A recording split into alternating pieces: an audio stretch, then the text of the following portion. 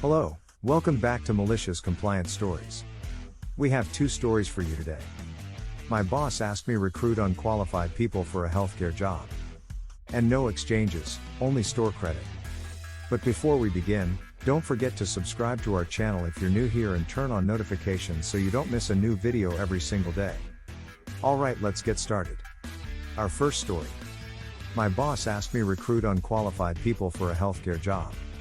I used to work at a home health facility that did some pretty terrible things, but that's another story. I was hired as a caregiver, but my role was more of a combination of performing the tasks of a caregiver and administrative tasks such as payroll, filing documents, contacting people of importance for our clients and facility, etc., all for minimum wage, I might add. But this was my first job, so I wanted to do the most so I could use them as a reference in the future.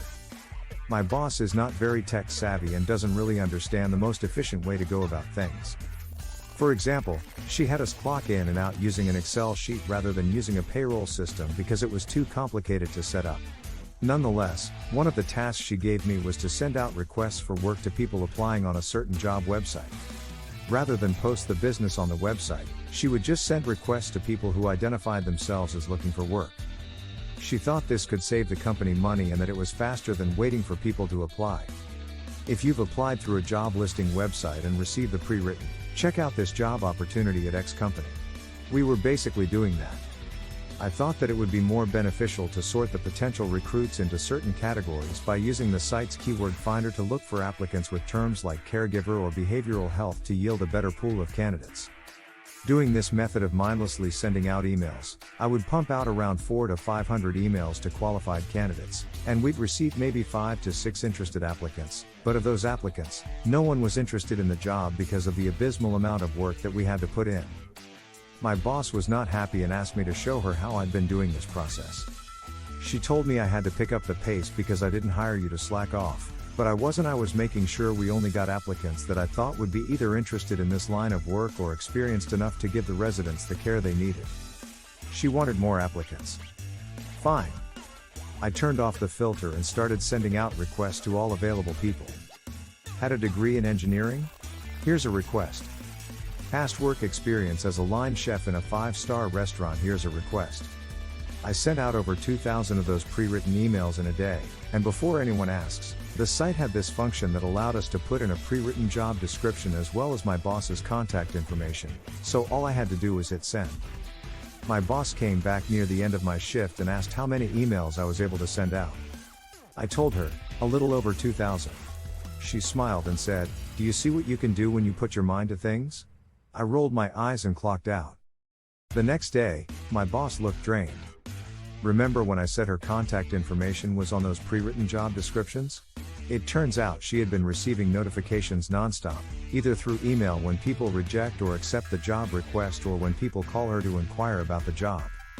She told me, "Why do I keep getting calls from people who have no experience in healthcare about this job? I just got a call from a security guard asking if the position was still available." Keep in mind she can't just put her phone on Do Not Disturb because she's literally running a home health facility, so a call from a doctor or pharmacist regarding a change in patient care cannot be ignored.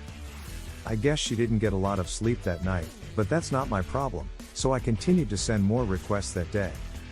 By the end of the day, I had to apply a filter that screened candidates who had not been active on the site for over a month just to get some new names to send to.